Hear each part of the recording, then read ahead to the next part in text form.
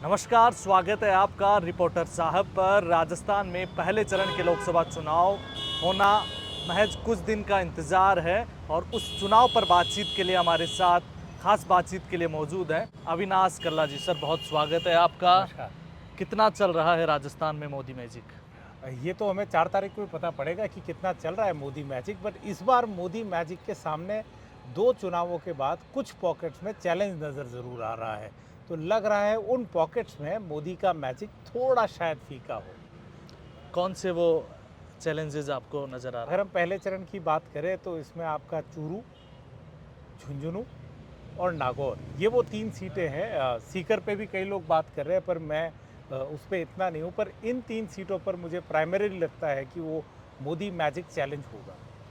कांग्रेस की तरफ से कौन सा नेता ज़्यादा इफेक्टिव कैंपेन कर पा रहा है, डोटासरा, अशोक गहलोत या सचिन पायलट? देखिए, जितना हम देख रहे हैं अशोक गहलोत ज़्यादातर इस अभी तक के चुनाव प्रचार में वो सीमित रह गए जालौर पे, क्योंकि उनके पुत्र वहाँ लड़ रहे हैं, उनकी साख का सवाल है।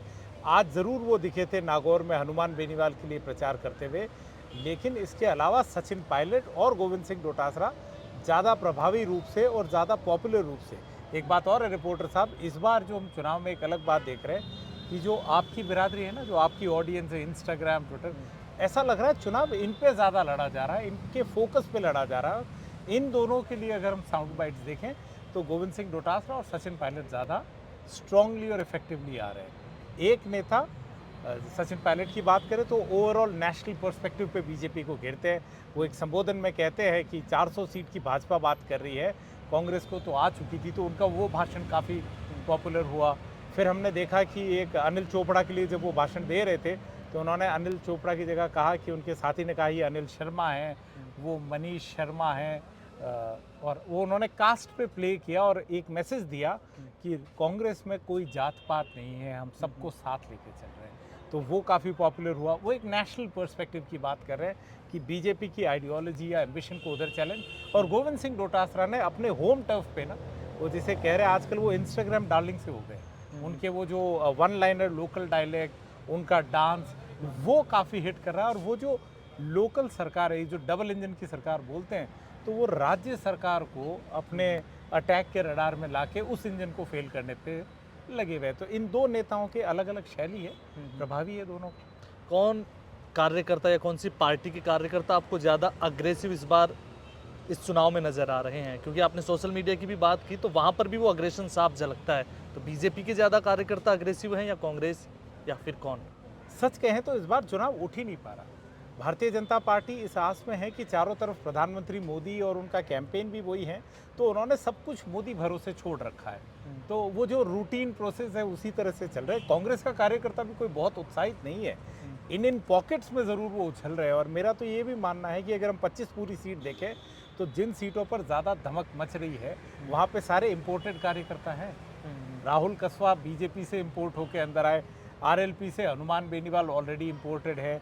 एक बातचीत चलती है राजकुमार रोत की बांसवाड़ा में, तो वो बिल्कुल अलग पार्टी से आते हैं। और बाड़मेर का चुनाव भी हॉट सीट बना हुआ है, पर वो हॉट सीट बना निर्दलीय के अंदर आने से, तब चांस बने कि उम्मीदवार भी मैदान में हैं। तो बाकी मुझे दोनों पार्टियों में उत्साह की कमी लगी। कमी की जब हम बात कर रहे हैं तो इस पूरे कैंपेन में बीजेपी को वसुंधरा राजे की भी कमी खल रही है। देखिए, बीजेपी को तो बहुत सारी कमियां खल रही है अगर हम देखी जाएं। अब वो चूंकि उनके पास प्रधानमंत्री एक ओवर आर्चिंग फिगर है, अब देखिए हर जगह प्रधानमंत्री को जाना पड़ रहा है, कोई ऐसी जगह नहीं है जहाँ प्रधानमंत्री नहीं गए हों। और आप देखिए जो उनकी मुखर या बड़ी आवाज़ें थी, कहीं नहीं दिख रहे। वसुंधरा जी विधानसभा चुनाव में अलग अलग जगह गई, कहते हैं वो अपने गुट के लोगों के लिए भी गई, पर कैंपेन किया, कहीं एक आस थी कि शायद नंबर लग जाए। अब वो शायद पे पूर्ण विराम हो गया।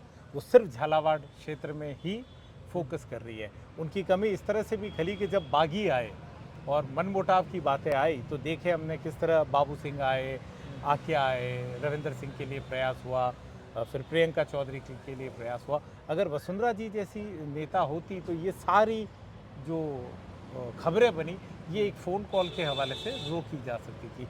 तो भारतीय जनता पार्टी का कहीं न कहीं एक ड्रॉबैक है कि वो जो मजबूत और मुखर नेता जिनकी आवाज़ें होती थी, वो आवाज़ें साइलेंस हैं। बीजेपी का पूर्व मुख्यमंत्री और कांग्रेस का पूर्व मुख्यमंत्री ये जानबूझकर साइलेंट हैं या फिर और कोई इनकी स्ट्रेटजी के पार्ट है ये? देखिए वसुंधरा जी का तो समझ में आता है, क्योंकि उनको पार्टी ने कहीं बुलाया भी नहीं, लिस्ट भी नहीं किया, वो सिर्फ झालावाड़ में ही है। वो बहुत एविडेंट हो गया था पर्ची निकालते ही कि अब ये इनिंग यहीं तक रहेगी। जहाँ तक की बात रही कांग्रेस की, तो कांग्रेस में कभी ना कोई पूर्व कितना भी हो जाए वो इम्पॉर्टेंट रहता है, उनके क्षत्रपों की एक ताकत रहती है। तो अशोक जी ने अपने हिसाब से अलायंस करवाया। हनुमान बेनीवाल को कांग्रेस के गठबंधन में लाने में उनकी अहम भूमिका रही। कई लोग कहते हैं मालवीय उनके करीबी थे, इसलिए कैंडिडेट से रिवॉल्व नहीं हुआ, तो वो सुर्खियों में बने हुए हैं। उन्होंने अपनी रेलेवेंस और इम्पोर्टेंस बनाए रखी। आखिरी सवाल यही, 19 को वोट पड़ने हैं। 370 का मुद्दा, राम मंदिर का मुद्दा, सीए, क्या अभी भी ये फ्लोट हो रहे हैं जनता के बीच में, इनका असर है? सिर्फ एक ही मुद्दा है, वो है नरेंद्र मोदी का तीसरा टर्म। भारतीय जनता पार्टी के तो बड़े बड़े मंत्री और ये लोग कह चुके, बाकी सब भूल जाओ, मोदी जी का चेहरा देख के वोट दे दो। तो मुझे नहीं लग रहा 370 या राम मंदिर एविडेंट वो है।